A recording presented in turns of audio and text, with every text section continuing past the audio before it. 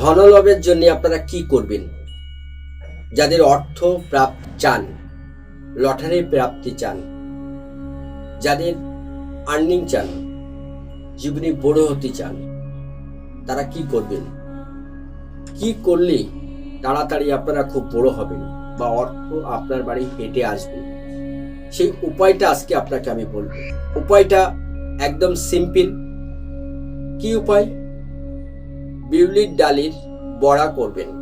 বড়া বানিয়ে তাতে একটু দই মাখিয়ে লাল চন্দন মিশিয়ে আপনারা যদি অশ্বত্থ গাছের তলায় রেখে দিয়ে আসতে পারেন, এই অশ্বত্থ গাছের গোড়ায় যদি আপনারা 4টি শনিবার রাখেন, দেখবেন অর্থ আপনার বাড়িতে পায়ে হেঁটে আসবে।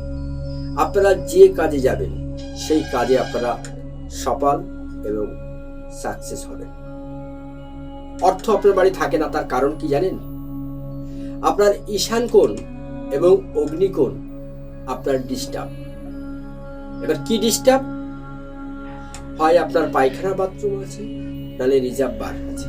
ঈশান কোণে যাদের পায়খানার বাথরুম থাকবে বা লেবু গাছ থাকবে, কাঁটাযুক্ত যদি কোনো গাছ থাকে, তাদের কিন্তু অর্থ ঘরে থাকবে না।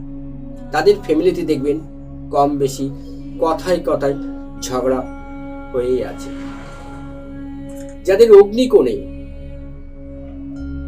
রিজার্ভ বার আছে বা টয়লেট আছে বা নোংরা আবর্জনা আপনি ফেলছেন, সেই বাড়ির কিন্তু বাস্তু খারাপ আছে।